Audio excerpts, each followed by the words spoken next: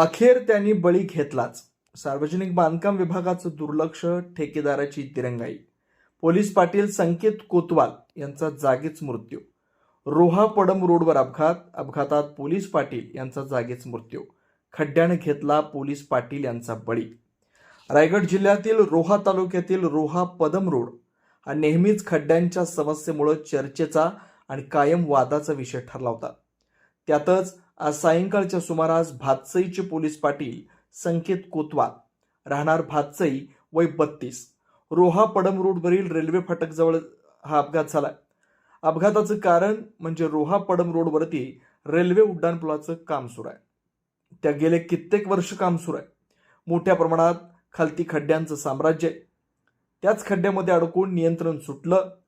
खड्ड्यात आदळून एसटीचे पुढील टायर डोक्यावरून गेल्यानं त्यांचा जागीच मृत्यू झाला. हे समजताच लगेचच रोहा पोलीस घटनास्थळी दाखल झाले. त्यांना उपजिल्हा रुग्णालयात दाखल करण्यात आलं, परंतु डॉक्टरांनी त्याला मृत घोषित केलं. पण गावकरी आक्रमक होत जोपर्यंत कॉन्ट्रॅक्टरला समोर आणत नाहीत, त्याच्यावर कारवाई होत नाही, तोपर्यंत आम्ही मृतदेह ताब्यात घेणार नाही. यावेळी उपजिल्हा रुग्णालयात तणावाचं वातावरण पाहायला मिळत आहे. तेज मराठीसाठी अक्षय जाधव, दीप वायडेकर, रोहा.